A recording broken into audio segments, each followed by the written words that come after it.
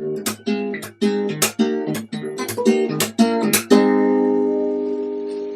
everybody and welcome to NAPTV. I'm your host Mike Martin, back after a hiatus.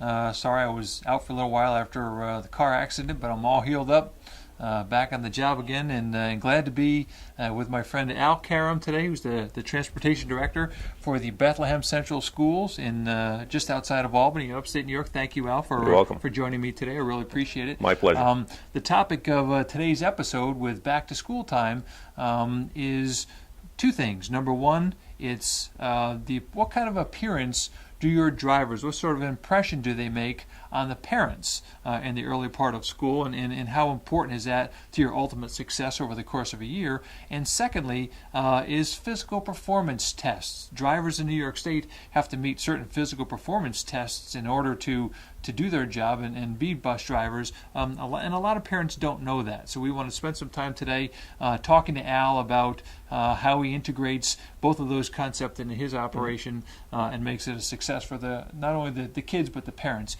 in his district. All right, so Sounds Al, good. be my guest. Take a seat. Thank you. First thing is do you actually have a dress code in your school system? Absolutely, we do have a dress code, not only for the students but for staff as well, both educational and the support staff. More specifically, in our department, we have an employee handbook that has a very detailed paragraph with regards to personal appearance. Gotcha. Okay, and describe for me, for example, what are some of the things that people are required to do? Sure. For example, employees are required to dress in a professional way that will always put Bethlehem Central in a positive image with the parents that we serve and outside staff that we deal with outside the school district. That's one. Two, another example is we don't allow the wearing of pajama style or sweats, sweat bottoms. Sure. We don't allow open-toed or open heel or no flip-flops. No flip-flops, none of that. Not only, we're dealing with two things here. One is the professional appearance of our employees, and more importantly, we're dealing with safety. If you have flip-flops on and you have to evacuate,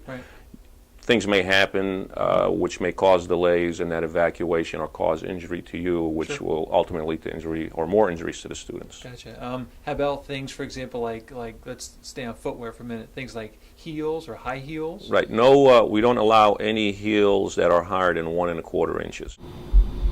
Okay. Yeah. Gotcha. All right. And how about things like you mentioned, like pajama bottoms or things like that? Are cut-off jeans, or are jeans acceptable? In some places of the country it's still over 90 degrees, close to 100. A little tough to necessarily wear long pants in those environments. How about jeans, cut-off jeans, shorts? Yeah, absolutely. We do allow shorts here, so long as they're in good taste. Our employee handbook specifically talks about tattered clothing or jeans with holes in them or cut-off jeans. Gotcha. That type of clothing is not going to present a professional appearance. Nice shorts, not a problem. We would allow that. We don't allow revealing clothing on both male and females, for example. Okay. So like tank tops for the guys to show off their guns is not a big deal. It's not a good thing. Right. Gotcha. Again, you're dealing with young kids from kindergarten all the way up to 12 grade 12. So you want to always present a neat appearance, all the way around. Gotcha.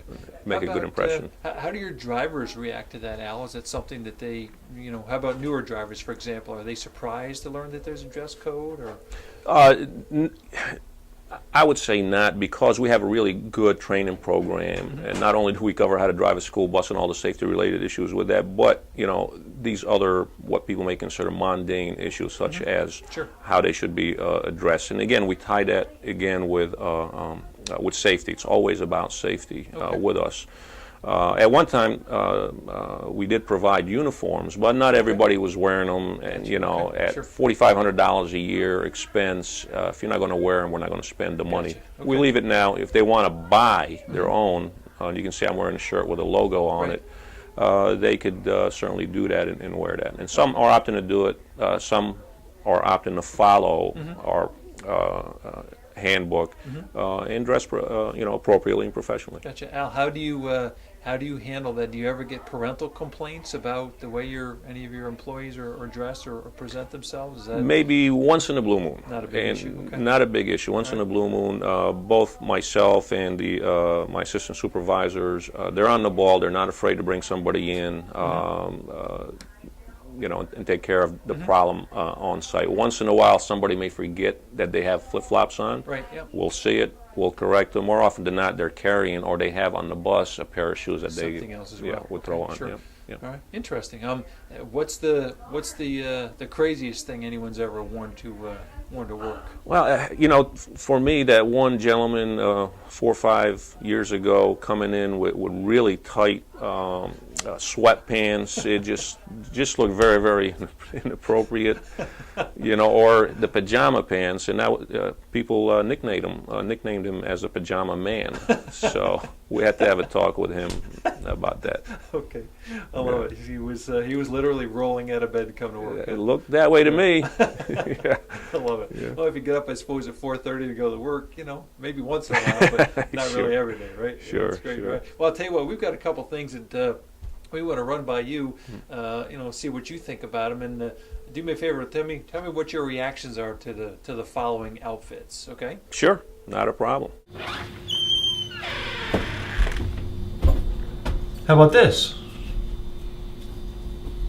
Oh, no, not that, no. What?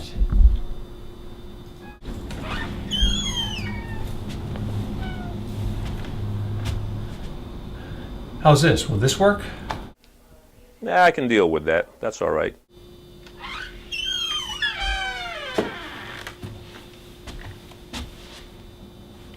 Alex Robinson likes this outfit. That's perfect. That's really good.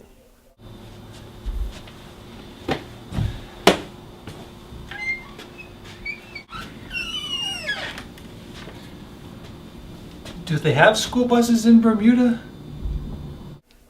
Yeah, I can deal with that. That's all right. I'm guessing this one's a no. Oh, no, not that, no.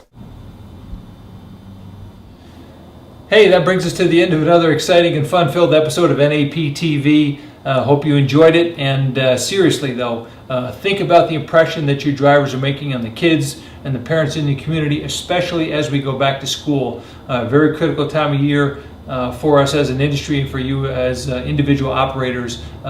Driver appearance does make an impression, and it's an important thing to think about. So without further ado, 2 shout-outs I'd like to do today. My first shout-out goes to my friend Al Karam.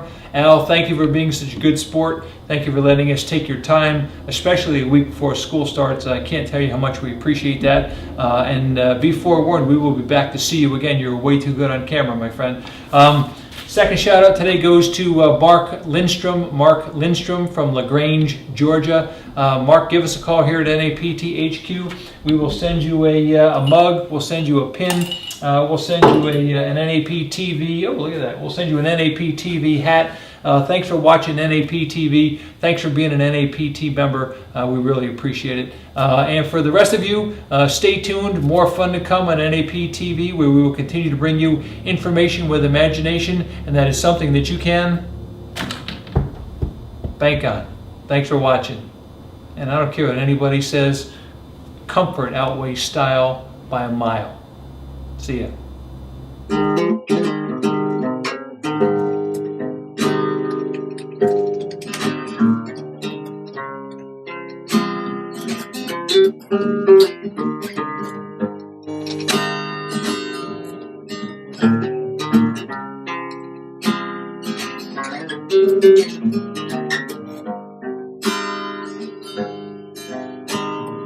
Thank you.